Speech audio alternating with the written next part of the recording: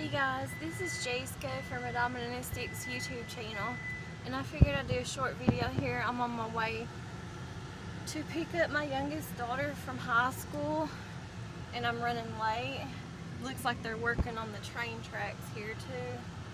They got their machinery out there. I don't know if y'all can see it or not. They're working on the railroad tracks. But I just made a video, and it was a kind of a long video. I was posting, and I was talking about my daughter, where today's her birthday, and I forgot to tell y'all, whenever I had my daughter, she was overdue, and I was in labor with her for 19 hours, and because like my due date with her was supposed to be March the 10th, and she was kind of like overdue, but I don't know, I think I was only like 34 weeks. Back then they did it by months, not weeks. But I think I was only like 34 weeks pregnant with her whenever I gave birth to her or whatever. But anyways, she had a bowel movement whenever I was in labor with her, and I did use like numbing solution or whatever, epidural or whatever for my back whenever I gave birth to her too.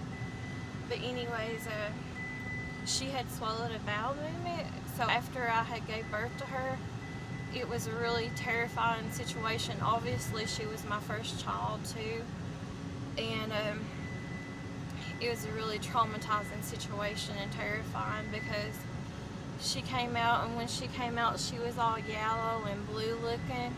Her head and everything was already turning blue, and they kept like, the doctors, they didn't, at that time they didn't have like specialty doctors and stuff at the Whitesburg Hospital, and I had her here in Letcher County at Whitesburg Hospital, and the doctor that I had that helped deliver her, her name was, let's see, I think it was Kane or something, I can't remember her name, but she was actually pregnant at the same time that I was pregnant, but her daughter is like 4 months younger than what my daughter is, and she was artificially inseminated. That's how she got pregnant and stuff, that doctor or whatever. I think her name was Dr. Case, but she doesn't, I don't think she lives around here no more or works around here no more. But her daughter would be about the same age as my oldest daughter. And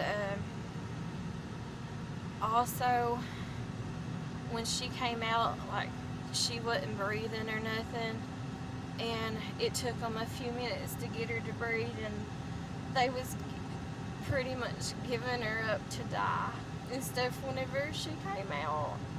And there was also another doctor, his name was Dr. Ang. He was a foreign doctor, and he doesn't live or work around here either no more. But he was the only doctor that they had that was like a specialty doctor that worked with children and stuff. And they kept asking me and accusing me of doing rugs and everything during that time, and I obviously did not do that stuff.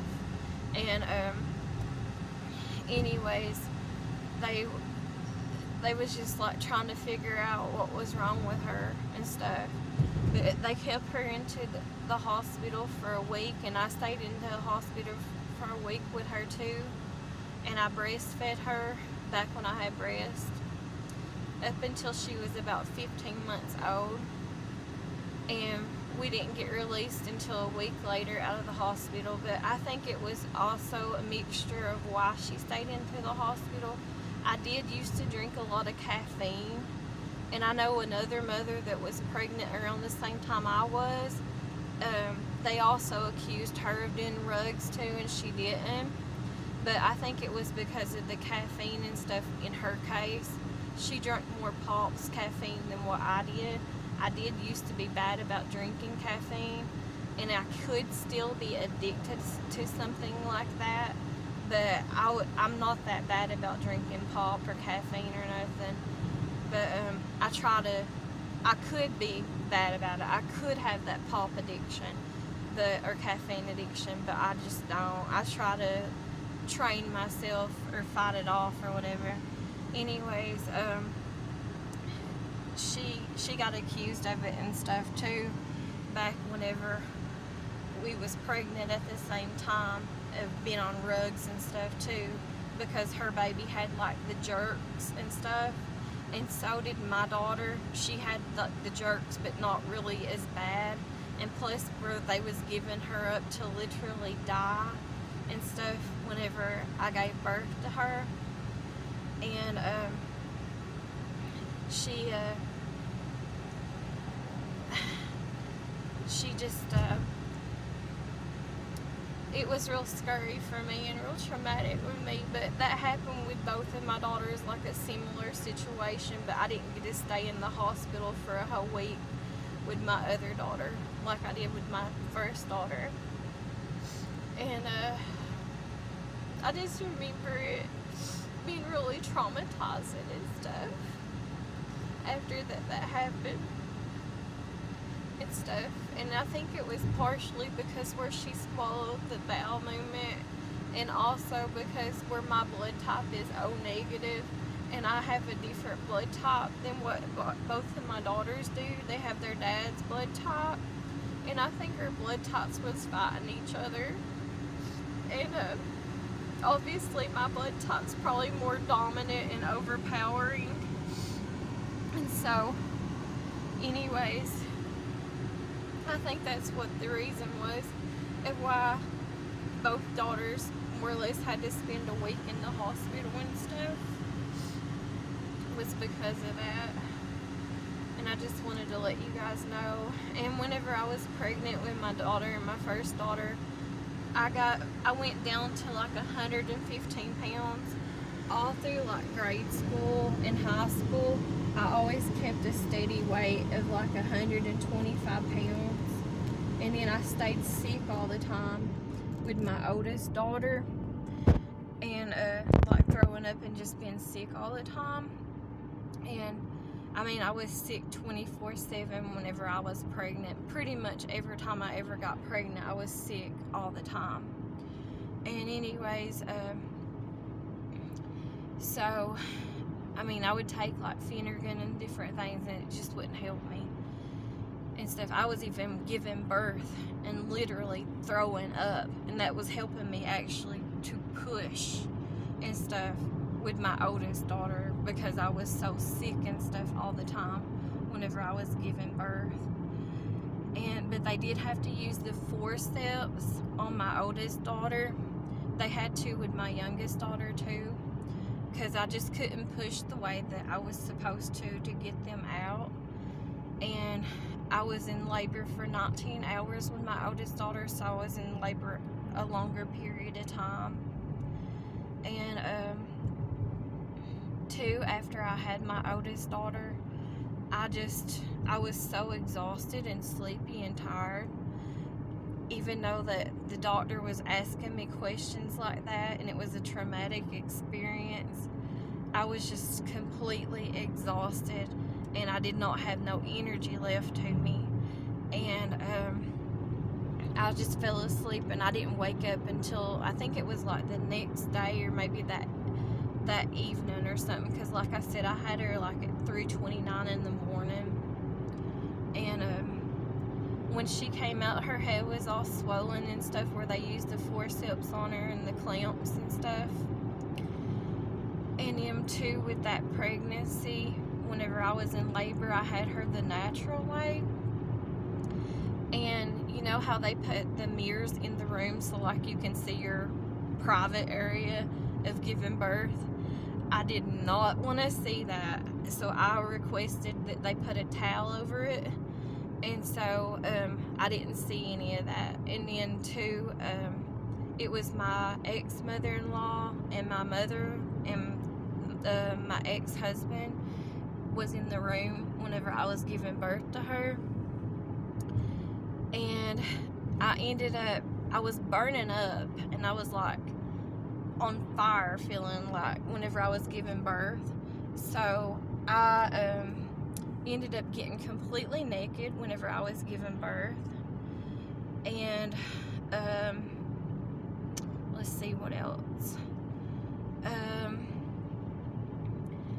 As soon as I had her, you know, like, you have a bowel movement most of the time, and you're also like delivering the placenta, and I was like gushing all kinds of blood and stuff, and I remember I needed to use the bathroom, and so my dad actually came in the room, and this is whenever I was like still a daddy's little girl, and I was close to my dad, and I used to love and adore my dad. And he came in the room, and he was the one who picked me up, because I was like literally like gushing blood out everywhere, and I was just so exhausted. But he picked me up, and he was the one who put me and placed me on the toilet. And the toilet thing that they had in the room was like, it looked like a shelf thing. You wouldn't even know it's there unless that's the way they used to do them. And it was like a toilet and a sink combo inside of a shelf thing that was disguised or whatever. And then after I got that news, I just fell over asleep and stuff. And then they took her and put her in the incubator and stuff.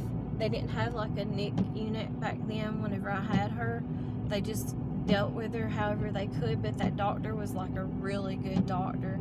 I think he moved to Lexington, Kentucky, and I think he worked at St. Joseph, but I don't know if he still even works there now or not. And then the Dr. Case, the one who delivered my daughter, she moved to like central Kentucky there for a while, and then she moved to Perry County and worked, and I don't know if she still lives in Perry County and works there or not as a doctor, but she was a really good doctor too, because she was like 4 or 5 months pregnant with her daughter whenever she was delivering my daughter.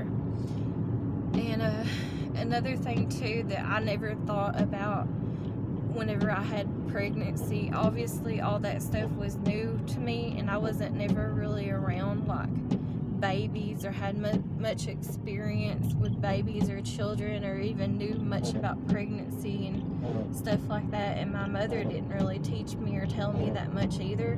So I did have like a couple books like I read during that time. It was like what to expect when you're pregnant or expecting or whatever, and what to expect like in the toddler years. So I read like a little bit of those books and stuff while I was pregnant and stuff. So that's about as much knowledge as what I had. And then my ex-mother-in-law, she was like always the type of person, she like overly shared and put her input in. So she did tell me like some stuff, you know, and she was always like really opinionated whether I wanted her opinion or not. So she's always been like that and still is or whatever. But anyways, so I mean I was taught some stuff like that. Mostly my mother, after I gave birth to my daughter and got her in the room with me, she was the one who pretty much, she was like milking my breast, and she was showing me how to breastfeed my daughter. Milking my breast like a cow and showing me how to breastfeed my daughter. But like I said, with my oldest daughter, I did breastfeed her until she was 15 months old. And then another thing that I didn't expect to see or whatever whenever I was giving labor, going through giving birth or whatever, was there was one nurse in the room with me, and she kept on, and I know this is really gross and this might be vulgar for some of you all, but she was like fingering me the whole time, I guess trying to stretch me out. It was like she was fingering me anyways, but she was like really trying to like stretch me out, you know, all through the different stages down there in my private area and stuff. So I guess it would be easier on me as I gave birth. And another thing too is I thought that they would use like a scalpeling knife or whatever, and they didn't. I mean, they might have used that too, but what I seen was a pair of scissors, and I wish that they had not done that. I wish that I had just didn't have to give birth naturally, to be honest about it. because if I feel like in my personal experience with both of my daughters, it not just ruins your physical outside of your body, but it also ruins your private area a lot. And so if you can have a C-section, you know, you're better off and stuff. But obviously I wasn't able to have ones with either one of mine, but I had them both naturally. But yeah, that was really gross that's what they do, or that's what they did in my case. It was like they was fingering me, and it was like they was cutting me with a pair of scissors down there in all different chunks. Even though I was numbed up from the epidural, it was still, I don't know, I did not like that experience at all. And then too, I did go through this stage when I was pregnant. I was like, while I was giving birth, because I was in so much pain, I was like screaming and yelling, talking about how much it hurt, and I was telling them to get this thing out of me and stuff whenever I was giving birth the first time. And then and I just wanted it out, and I was at the stage where I couldn't push either. And then I remember whenever I was going through this stage of being able to push and stuff, the part that hurt the most was whenever I had to sit and hold it and I couldn't push, and her head was like out pretty much, and it was like her shoulders, and that was like very painful from what I remember. Now the second time around with my second daughter, that part really didn't even hurt as bad. It was the after process, which I had an epidural both times and stuff when I was in labor, but it was the after process of after I had my youngest daughter, after I got out of the hospital and stuff. Those pains of just everything going back together, like your stomach and stuff, those muscles and stuff going back together, was worse the second time, and I felt every bit of it. I don't know if it was because the epidural was wearing off or what, but that was so painful. And I did keep on asking for some kind of, you know, rugs and stuff, medication to ease the pain and stuff the second time around. But I think a lot of stuff mentally, I'll tell about that excuse me, in a different video, in a different story or whatever, talking about my labor and stuff with my youngest daughter, I mean. But I think a lot of stuff was affecting me mentally, emotionally, stuff too, with my youngest daughter, is why it was so different from each other. And then anyways too, after I spent a week in the hospital with my oldest daughter, we got released and we got to come home. And it was because I appreciate it back then, and I guess I'll be forever grateful to her for it. It was because back then my mom used to work as a lab technician at the clinic I went to with my first daughter, and she had those connections and ties, and that's what means everything in life, whether you're from a big city or a small town or whatever.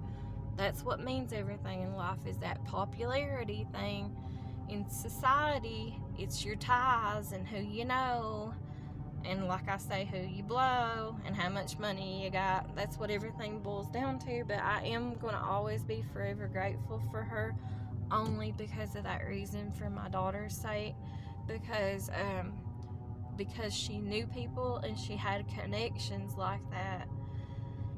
I was able to spend, because she asked for that to happen, and she requested it from that doctor, and that doctor kind of spoke up for me and let that happen. That didn't just happen for anybody and everybody. And also because I'll talk about that in a different video, but because I've always been kind of an introverted person and kind of kept to myself, antisocial like or whatever, she requested that, and plus where I had plans on breastfeeding, she requested that I have a room by myself and stuff. And if it hadn't have been for her speaking up and having those connections and stuff, I wouldn't have gotten that or anything. And then also with my first daughter, and I'll talk about that in a different video. They're coming. But anyways, the videos are coming, I mean. But anyways, they're on their way. But anyways, I received like flowers, like roses, pink roses with my oldest daughter. And they came from the nail circuit court. If you know anything about what's going on with all the corruption allegedly to this county, they was gifted to me back then because my mother used to be close friends with the nail circuit court judge's wife, allegedly. And they used to be good friends back then, allegedly.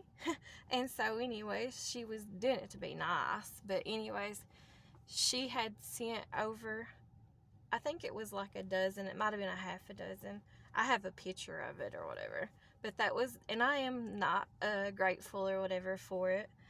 Or whatever. It was a nice gesture and stuff back then. But anyways, the nail circuit court judge's wife had sent over, allegedly, a thing of roses for me in like a balloon after I had gave birth to my oldest daughter. And yeah, so, and there was a ton of people with my oldest daughter that was at the hospital on both sides, family members that came to see my oldest daughter, and everybody back then was so happy and stuff back then. But a lot of people came to see her and stuff in the hospital. A lot of people was bragging on her as she was a baby and talking about how beautiful she was, and a lot of people just wanted to adopt her, and which that obviously wasn't going to happen or nothing, but they would joke around and say it, and they would say like, oh, y'all need to have, back whenever I was still married to my ex-husband and stuff, y'all need to have another baby just so I can raise it and stuff, you know, just talking about how beautiful she was and stuff, and stuff back then. So yeah, she's always been a beautiful, beautiful girl, and she's always been, like I said, I hate to say it like that though, and I don't mean it to hurt her feelings, but I don't think she watches my videos. I don't think she wants to have anything to do with me or my YouTube channel. We have a strained relationship I won't get into on this video or nothing, but and it's really sad and unfortunate. But anyways, she's always been kind of like a great big old teddy bear and stuff. She's always been her body temperature has always been real warm and stuff. And so she's a lot like how her dad is. When I gave birth to her, she came out, everybody was joking around because they said that she looked just like her dad and stuff. And she did. She could have passed when she was first born and stuff, is his mini-me or his twin or whatever, just in the female version. And I remember her, like, whenever I went in to see her the first time, or one of the first times at the hospital there and stuff, and I just thought that was so cute. She was on her belly, and her back, she was like, had her back lifted up like her butt, and she was just a newborn baby. And she always did things kind of early on too and stuff too as a baby. But anyways, she had her little butt lifted up, and she kind of had like a little bubble butt, and she was wearing those diapers, you know. And I've seen other little babies do this before too, whenever I went to see other little babies and stuff in the nursery and stuff. But anyways, she had her butt lifted up and her back and stuff, and it was just so cute. Her little bubble butt sticking up in the air like that, you know, her little newborn baby like that. And then literally whenever I was looking at her, whenever she was underneath of the, like in the, what you would, it wasn't really like a NIC unit, but it was where she was like getting oxygen and stuff. And she had to be in one of those plastic or boxes or whatever they're called. I forgot what they're called.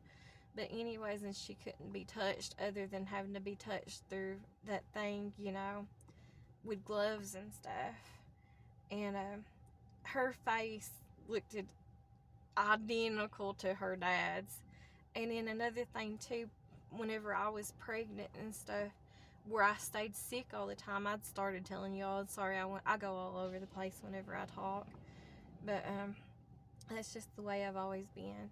But anyways, whenever I was pregnant with her, it was I got up to maybe like, I started off weighing 125 pounds. I got down to 115 because I stayed so sick. And then I think I got up to like 140 some pounds whenever I had her. And then I got bigger with my second daughter. And obviously I'm even bigger now. But then I went back down after I had her. And I might have got up to a little bit more than 140. I might have got up to like 150 or something. Or no, I got up to 163, I remember now. And then after I gave birth to her, I got down to 140 pounds. But where I was so little, you know, for my size and stuff, because I'm big boned and stuff, I'm not that tall, I'm only like 5'4", but I've always had real big bones and stuff. A lot of people in both sides of my family were, I don't know if I think I've told y'all a little bit about that in a different video, but both my mother and my father or my dad are Adamses. So my mom married an Adams, so she didn't have to change her last name. So hee hee ha ha, the whole Kentucky joke, whatever. And they probably are like distant cousins or whatever. They say they're like fourth cousins or whatever, but I don't know. But anyways, so both sides of the family, those Adamses, those sets of Adamses, both have big bones and stuff. And I'm like kin distantly to like the tallest people from like 100 years ago or whatever that was ever around, like in Kentucky or whatever. I forgot their names and stuff, but I'm like distantly kin to them anyways, like those tallest people and stuff. I think they're still like, or they used to be in the Guinness Book of World Records or something. So like I'm distantly kin to those people that used to be around here at one point in time. I don't think that they finished off their life in Kentucky though, but I think they had connections and ties to eastern Kentucky and stuff. But anyways, so I've always had a really big boned frame, I guess you could say, or whatever. But everybody just thought that where my belly wasn't that big and stuff, that when they was guessing on how much my baby would weigh with my first daughter, they thought that she would be like premature, and they thought that she would weigh, you know, under 5 pounds or whatever. And then whenever I gave birth to her, everybody was in shock because, like I said, she weighed like 8 pounds and 9 ounces, but the nurses rounded it off to 8 pounds and 10 ounces or whatever. But yeah, so it was an experience and stuff. But I would say the weather back then was probably how similar it is to how it is today, how it looks today. It might have been a little bit cooler, but I can't really remember for sure or nothing. And they didn't, like how they'll do like the bells or the chimes after a baby's born. They didn't do that with my oldest daughter because I guess it was so late in the morning or whatever, where she was born at 3:29 in the morning and stuff. And too, also where all the doctors and nurses was like scared and working on her and stuff because she was turning blue, and I didn't get to hold her as soon as she was born either, because where they was working on her and stuff, as soon as I gave birth to her and she was out of me and stuff, they took her over to another table and they all automatically started working on her. And that was really traumatizing for me too, because I didn't get to hold her for obviously a long time later, because she had to be inside of that incubator or whatever it's called for a while and couldn't be touched or nothing either. And I remember I was just so scared because I hadn't had any experience around children or babies that much or nothing either. So I was like taking my fingers and barely touching her and stuff because I was so scared I would hurt her and stuff when she was born. So it was a while later before I could actually hold her in my arms and stuff. And I don't really exactly remember how much later it was, but it seemed like it was a long time later, like a day or so later, but I can't remember for sure. Or it just might have been like later on that next night or something. I can't remember. And so yeah, that's pretty much the story on my oldest daughter and stuff, on her birthday and stuff. And my mom and stuff back then, before I gave birth to her, she did go out on the sidewalk. I was talking to my mom during that time, but she did go like out off her on the sidewalk while I was in labor, because I was in labor for so long and during the daytime, and she had felt like 14 four-leaf clovers, and I remember putting that in my daughter's baby book. And then one of the bad things that had happened whenever I was, after I gave birth to her and I was still in the hospital with her and stuff, was because everybody acted really happy and excited after I had her and stuff, and they was excited and happy while I was pregnant with her and stuff. But then after I had her, one of the days that I was still in the hospital, because my brother, and I'll tell about this in a different story. I don't want to get into it in this video. But my brother's first baby's mama was pregnant too at the same time. And so one of the times that my mom was coming there to visit me, I'll just say it really pissed me off. Made me really mad. Because I was a new mom, and here I was her daughter, and I was a new mom, and all this was new to me, and I'm sure I was emotional too and stuff. And here she goes, instead of talking about my daughter and stuff, that I just gave birth to, she starts talking about my brother's daughter and stuff that's not been born yet, when it's supposed to be my special day. And she just goes, "Oh, I'm so excited now. I can't wait to meet and see what my other granddaughter's going to look like. And I just wonder what she'll look like. I'm just so excited." It's just like, it just felt like she took that special moment that was supposed to be about my daughter and me and stuff away from me. It just felt like she took all that away. And so we got into it while I was laying in the hospital. She was actually the one that was holding my daughter at the time when she started saying that crap. And then she gave her back to me, and then she's like, well, and then she started being a smart honey, and she's like, well, if you feel like that, I'll just leave. I think you just need passive aggressively or sociopathically narcissistic, in my opinion. She just kind of spun things around like she always does, and she's like, it seems like you need time to yourself or whatever, and I'll just let you be or whatever, and I'll come back a different day or whatever. And so she left the hospital and stuff then. But I mean, I wanted her to leave too, because after she started saying that junk, I didn't like it. And yeah, it was a little bit of jealousy, but for once in my life, I had wanted it to be special about my daughter, but it wasn't. She just kind of stowed that and took that away from me.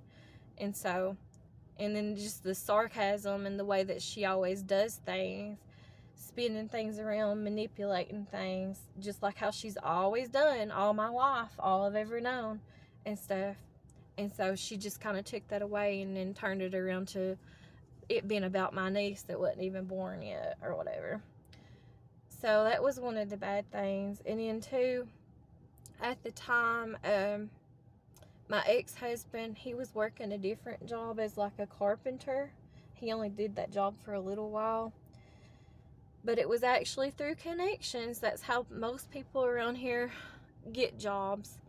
Is you have to, no matter if you want to or you like it or not, unfortunately. And that stuff still goes on and exists around here. But you have to have connections to get a job, even if it's like working at a fast food place. You have to have some kind of connections to somebody. And it's because my mom had a connection to somebody that she worked with. So they spoke up for him to get him a job at the place that he works at now. And he's been at that job, and he'll never switch jobs. And he dropped out of high school, so he's never went back to get his GED. So he works for a pharmacist as like a security guard, but mostly a janitor and stuff, in night shift, evening shift, or whatever.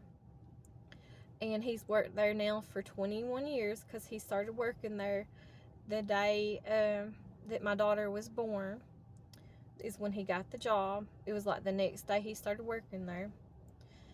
And so he's been working there for 21 years. And I think, I'm not positive or nothing, but I'm pretty sure he only makes like maybe $11 or $10.50 an hour. So, and he's been there for 21 years. So that kind of tells you like how the wages is. And he's pretty much just a janitor. He's kind of like a security guard janitor mix, but mostly a janitor and stuff. And so that's kind of like how the wages are still to this day and stuff around here for the most part. And then also where he dropped out of school and stuff, that plays a part in it too. But it looks like we're getting ready to move, you guys. And so I guess I'll get off of here and stuff. And then also, I was really emotional and stuff too, just like how your hormones is all messed up when you're pregnant. And then also after you've given birth, your hormones are trying to get, I guess, back to good levels or whatever you want to call it and stuff too. And I probably even had a little bit of postpartum and stuff with her, my oldest daughter. And I remember me and, I won't say why or nothing, but anyways, one of the bad things too after I had my oldest daughter was that happened in the hospital, and I was still in the hospital and stuff too, was me and my ex-husband actually got into an argument. And it was a really bad argument too at the hospital, because he would always come and pretty much stay all night there at the hospital with me and stuff too. Whenever I had my oldest daughter, he didn't want to leave her or nothing. He was always like, as far as being real attentive, real loving towards his children, his daughters, he was always like that as far as that goes. He was kind of like a mother hen. Him and his dad both were more maternal in ways than what I was. And I won't talk about that in this video, or even what his mom was, you know, more attentive and maternal like, you know, towards my children, towards babies or whatever. But me and him got in an argument, and it was a really bad argument whenever I was in the hospital and stuff. I don't think anyone ever actually knew that we got in an argument, but that it did take place, and I won't say what it's over, and there's no point in it or nothing. But it's just one of many. But anyways, so that was two of the really traumatizing bad things that happened while I was in the hospital. Also, another thing that kind of traumatized me, and a lot of people would just say, oh, that ain't nothing, but my ex-mother-in-law, she was giving me the hardest time back whenever I had breast and I was breastfeeding. She did it with both of my daughters, but she did it more so with my first daughter, my oldest daughter. She was just like making fun of my breasts because I was never like real big, even whenever I had breasts. I never had like huge breasts or nothing. And she was complaining and just, in my opinion, being a big OB, like she is, in my opinion. And she's like, that baby's going to starve to death. It ain't going to get no milk at all. And it's just going to starve to death. And she kept pushing me. So obviously that was aggravating me and stuff and affecting me the way I felt and stuff. Because I was trying to breastfeed and stuff in front of her and everything. And she's just like, let's just bottle feed it. Let's just bottle feed it. And all this stuff, you know. And so she was obviously stressing me out. And that was obviously going to play a part in me being able to produce milk and stuff to feed my daughter and stuff, breastfeed her and stuff. And she would just always make comments and stuff like that about my breasts and stuff, you know, because she's a real top-heavy woman. And she was just always just being mean and cruel, in my opinion, and my experience and stuff with her. So that's some of the bad things that happened. Not just the trauma alone of like wondering or not if my daughter's going to survive, but also the other things that happened and stuff whenever I gave birth to her and stuff. But I'm going to get off here, guys, because the traffic is starting to move, and I felt like I've kept y'all on here long enough today. So I appreciate all of y'all who watch, and I just want to say happy birthday to my oldest daughter, Tessa, and I love you more than you'll ever know. And Jesus loves you more than you could ever imagine. And you are loved, wanted, and I just love you. I love you. You are my life. You are my world to me. And I'm proud of you that you're my daughter. That I get to call you my daughter.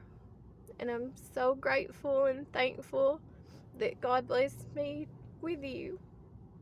And I love you. So I'm going to get off here and thank y'all who watch. Appreciate y'all. Thanks. Talk to you later. Bye-bye.